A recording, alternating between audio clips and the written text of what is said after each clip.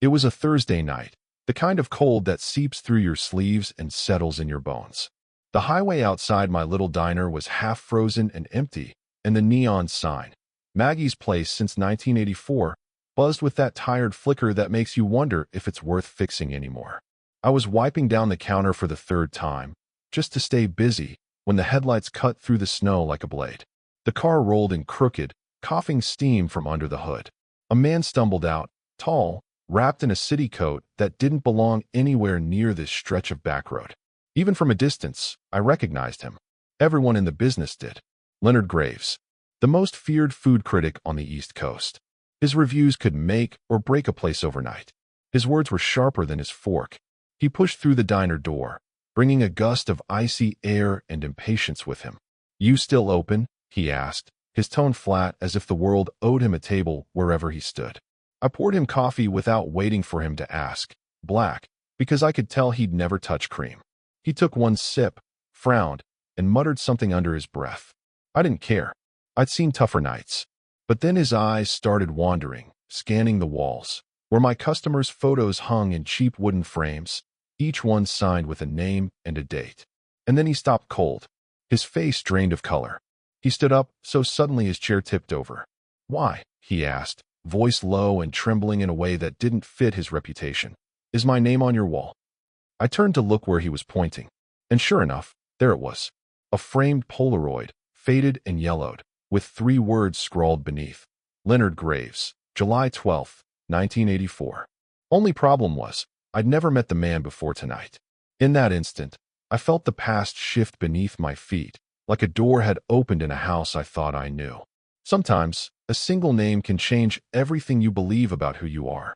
Leonard stood there, eyes darting between the photo and me, like he was trying to decide whether this was a prank or a nightmare. I could see the questions flickering behind his rigid composure, and for a moment, the critic's armor slipped. He looked almost lost. "That photo's been up there since before I owned the place," I said, wiping my hands on my apron. "Came with the diner when I bought it from the previous owner, old Joe Watkins. He said those pictures were all from the opening summer. People who helped get the place running." Leonard didn't respond right away. He just walked closer to the frame, running a finger along the cracked edge of the glass. 1984, he murmured. "That's impossible." I tried to lighten the air. "Well, maybe there's another Leonard Graves out there who likes meatloaf and jukeboxes." But his expression didn't change. "There isn't." Outside, the snow picked up, swirling against the windows like restless ghosts. His car was clearly done for the night, radiator hissing its last breath. I offered him a room upstairs, the old staff quarters I kept for emergencies like stranded truckers or travelers who'd misjudged the weather. He hesitated, then nodded. "Fine, just until morning." He didn't touch his food, though he'd ordered the special, meatloaf, mashed potatoes, and a side of collard greens. I watched him push it around his plate, distracted, haunted. The way his eyes kept flicking to that Polaroid told me his mind was somewhere else entirely. When I finally turned off the lights and climbed the stairs myself, I paused outside his door. I heard pacing, the faint creak of floorboards, and a whisper that chilled me more than the wind outside. I never told anyone about that summer. That was the moment I realized this wasn't just a coincidence. Whatever story that picture held, it had found its way back to him for a reason. Sometimes, the past doesn't knock. It walks straight in and orders dinner. By morning, the storm had buried the parking lot in 3 feet of snow. The plows wouldn't reach us until late afternoon, maybe longer. The diner felt like an island cut off from the world. Just me, Leonard Graves, and the hum of the coffee maker keeping us company. He came downstairs looking like he hadn't slept. The city polish was gone. His hair was unkempt, his eyes red around the edges. But his voice, when he spoke, was steady. "I need to see that photo again," he said. I obliged. We stood in front of the wall together. Dozens of faces smiled out at us from a different era, truckers, farmers, teenagers with milkshakes, and in the middle, the young version of Leonard. His arm was draped around a woman with sunlit hair and a shy smile. On the back of the photo, in faded ink, were 2 initials, L and C. "Who's the woman?" I asked. He stared at it for a long time before answering. "Someone I thought I'd forgotten." Then he did something unexpected. He turned to me and said, "I'll make you a deal. Let me stay here until the snow clears. I'll work for my keep. Wash dishes, stock shelves, whatever you need. In return, you don't ask any more questions about that picture." The offer made no sense, but something in his voice, tired, almost pleading, stopped me from refusing. "Fine," I said. "But in this diner, everyone plays fair. No insults, no special treatment, and no hiding behind fancy words. We cook, we clean, we talk like people." He nodded, a faint smile ghosting his face. Rules accepted. That morning, the most ruthless food critic in the country rolled up his sleeves and started peeling potatoes beside me. He worked in silence, but his eyes kept drifting to that wall, like it was a mirror reflecting something he didn't want to see. And I couldn't shake the feeling that this test wasn't about hospitality at all. Sometimes, life asks you to serve truth before breakfast. The hours crept by slow as syrup. Leonard worked quietly, methodical but distant. He didn't complain, didn't correct me, didn't even taste the soup simmering on the stove, something I found oddly ironic, considering his reputation for tearing apart the best chefs in the state. By mid-afternoon, the snow eased, and the world outside turned white and still. Inside, though, I felt something shifting. The man who'd once commanded Michelin stars was now scraping plates, his sleeves rolled to the elbow, a streak of gravy on his wrist. At one point, he stopped and stared at the back hallway that led to my office. "What's through there?" "Storage," I said. "Old menus, invoices, photos." "What?"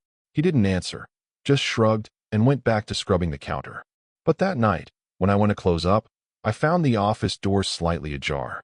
Inside, the box of old photos I'd kept from Joe Watkins was open, and a few Polaroids were spread out on the desk. One of them showed the same woman from the wall photo, I guessed, but this time she was sitting on the diner's front steps, wearing a white uniform and holding a small chalkboard sign that read "Grand Opening, July 12, 1984. Behind her stood a group of people I didn't recognize, except for a teenage boy off to the side. The resemblance to Leonard was unmistakable. The next morning, I placed the photo in front of him. "You went through my office." He looked up from his coffee, unflinching. "Yes." "Then maybe you can explain why your picture's been in this diner since before I was born." He hesitated, his hand tightening around the mug. "That woman, Clara, was my mother," he said finally. "She worked here the summer before I left for culinary school. She died that same year." The diner fell silent. Outside, the plows passed by with a low groan, clearing the road back to civilization. But inside, the snowstorm wasn't over. Because if Clara was his mother, and her photo had always been on that wall, then this diner wasn't just a random roadside stop. It was a piece of his past he'd buried under years of fame and bitterness. Sometimes, the puzzle isn't about what's hidden, but what's been forgotten on purpose. Leonard didn't say much after that. He finished his coffee, then asked if he could sit in the booth by the window, the one facing the snow-dusted sign that still bore my name. I let him be. Some truths need silence to breathe. Later, while refilling the sugar jars, I found him tracing something on the table with his finger. A small carving, 2 initials, worn nearly smooth, L+C. The same as on the back of the Polaroid. "She used to bring me here," he said quietly, without looking up. "When my father worked late, we'd split a slice of pie at this booth. Cherry always." She said this place made her feel free, like the world could be simple if you just kept feeding people who were hungry. He paused, his eyes fixed on the carving. "The night she died, we argued. I told her this diner was small, that I wanted more. I wanted to be somebody. She told me I already was. I didn't come back after the funeral. I sat across from him. So when you saw the photo," he nodded, "I thought someone was mocking me. Her face on that wall, smiling like time hadn't touched her. It felt like an accusation." For a long moment, the only sound was the hum of the heater. Then he spoke again, softer. "I spent years tearing down other people's work, chasing perfection. But every perfect dish I tasted just made me lonelier. I thought I'd buried that summer, but it's still here. On these walls. In the smell of the coffee. Even in the creak of that door." I reached under the counter and pulled out an old recipe card I'd found when I bought the diner. It was stained with grease and time, but the handwriting was careful and round. "Clara's cherry pie. For L." His breath caught. He touched the card like it was something sacred. "She kept it here?" "She left it here," I said, "for whoever might need reminding." In that instant, the great Leonard Graves, the critic who could ruin lives with a paragraph, looked like a boy trying to remember how to forgive himself. Sometimes, the truth doesn't break you. It hands you a key to your own locked heart. For the next 2 days, the snow kept us marooned. The highway stayed closed, the phones were patchy, and the diner turned into a quiet world of two people and one unfinished story. Leonard worked without complaint, but something had changed in him. He asked questions about the regulars whose photos hung on the wall. He started humming under his breath while slicing onions. He even tasted my soup one afternoon and said, "Not bad." Coming from him, it felt like a Michelin star. But on the third morning, a white SUV pulled into the lot. The storm had cleared enough for the outside world to find us again, and it didn't take long for word to spread that Leonard Graves, the impossible-to-please critic, was holed up in a backroad diner. The man who stepped out was sharp and cold as glass, a magazine editor I recognized from a framed article behind the counter. He strode in with a smug smile and a camera crew. "Leonard, there you are. You disappear for 2 days, and everyone's losing their minds. Come on, we'll get a story out of this." The great critic trapped in a greasy spoon. Perfect clickbait. Leonard froze, halfway through wiping a table. His jaw tightened, and his eyes flicked toward me. I saw it, the pull between pride and shame, between who he had been and who he might still become. "This isn't a story," he said quietly. "Not that kind." But the editor laughed, brushing past him to film the wall of photos. "Oh, I think it is. Look, his mother's old diner. The irony writes itself." I stepped forward. "Turn that camera off. You don't have permission." The editor sneered. "Lady, do you know who you're talking to?" Before I could reply, Leonard spoke, voice steady but cold as the snow outside. "She's the owner. And she's right. Leave." For a long beat, no one moved. Then the editor muttered something under his breath and motioned his crew out. The bell over the door jingled softly as they left. Leonard stood there, chest rising, eyes glistening. But it wasn't anger anymore. It was release. Sometimes, the hardest fight is the one where you finally stop defending who you used to be. That evening, the sky cleared at last, a soft gold light spilling over the snowbanks like forgiveness itself. The diner was quiet except for the ticking of the old wall clock and the faint hum of the jukebox playing something from the 80s. Leonard sat at the counter, staring into his coffee. The tension from earlier still lingered, thick as steam. Finally, he spoke. "You stood up for me today. You didn't have to." I shrugged. "You stood up for this place first." He smiled faintly. Maybe I was standing up for her. There it was again, her. Clara, the woman whose ghost seemed to hang in every corner of this diner. I hesitated, then asked the question I'd been circling for days. What really happened the night she died? He looked away, his reflection bending in the window glass. "She was driving to meet me. I'd just gotten accepted into culinary school in Paris. I told her not to come, that I didn't need her fussing over me anymore. She insisted. There was a storm. Her car skidded off the road before it reached town." He swallowed hard. I told myself it was fate. But deep down, I always knew. I pushed her away that night. I didn't say anything. I just reached over and slid the pie tin toward him. I'd baked Clara's cherry recipe that morning, the first one in decades. He took a bite, slow and cautious. Then another. His eyes filled. And for the first time, the great Leonard Graves couldn't find the words. When he finally spoke, his voice cracked. "It tastes just like hers." I nodded. "Because it is hers. You taught me how to make it. Through that card, through the care she left behind." He set down the fork, and in that quiet moment, I saw something break open in him. The critic, the cynic, the perfectionist, all falling away until only the sun remained. "I've spent my life searching for something I already had," he whispered. "A place where food meant love, not judgment." Outside, the last of the snow melted under the sunset, revealing the road again. Sometimes, redemption doesn't arrive with applause. It walks in quietly, wearing the face of someone you lost long ago. The next morning felt different. The air was lighter, the kind of crisp stillness that follows a storm when the world feels rinsed clean.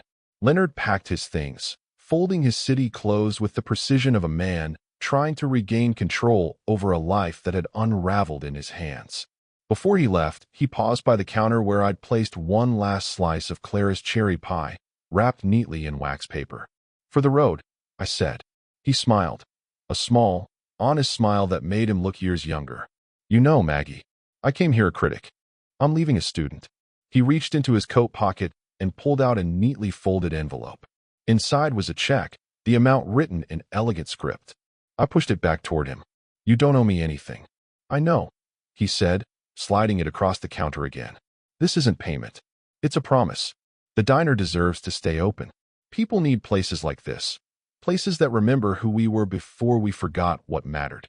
I hesitated, then accepted it. On the memo line, he'd written 3 words: "For Clara's table." When he turned to leave, the bell over the door jingled softly. He stopped for one last look at the wall of photos, the same wall that had brought him here by what I could only call grace. Then he reached up and added a new Polaroid, him standing beside me, a pie between us, both smiling. Underneath, he scrawled the caption, "L. Graves, February 2025. Coming home." After he drove off, I stood for a long while in the golden morning light, watching the highway disappear into the horizon. I knew he wouldn't review the diner. He didn't need to. But a week later, a handwritten letter arrived. No logo, no signature, just a line I'll never forget. "True nourishment isn't served on a plate. It's offered in forgiveness." I framed that note right beside his photo, above Clara's recipe card. Together, they told a story bigger than food, about loss, humility, and second chances. Sometimes, the meal that saves you isn't the one you ordered. It's the one life serves when you're finally ready to taste the truth. Spring came early that year. The snow melted into the roadside ditches, the fields turned green again, and the old neon sign out front finally stopped flickering. Business picked up, too, not because of reviews or trends, but because word of mouth spread the way it used to. Truckers, travelers, even a few curious locals who'd heard whispers about the diner that changed Leonard Graves.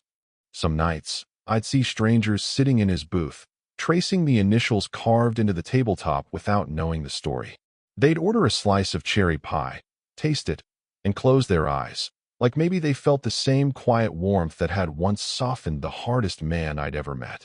One evening, months later, a package arrived. Inside was a first edition of Leonard's new book, The Honest Table. No glossy photos, no pretentious recipes, just stories about food that healed and people who fed others because they loved them. On the title page, he'd written, "To Maggie, who reminded me that kindness still cooks the best meals." I placed it on the shelf beside Clara's recipe card, where the sun hit it each morning. And every time I caught sight of it, I remembered how easily we forget that behind every critic, every cynic, every stranger, there's often a wound just waiting for a little warmth. Now, when customers ask about the photo wall, I tell them the story. Not the version with fame or tragedy, but the one that matters. How a storm stranded a man who thought he knew everything about taste, and how a humble diner taught him what it really meant to be fed. And if they stay long enough, I always end with this, softly, so it sinks in. Don't wait for a storm to remember who you are. Feed someone, forgive someone, and keep a place at the table for grace. Because in the end, the truest recipe isn't written on a card. It's written in the way we treat each other.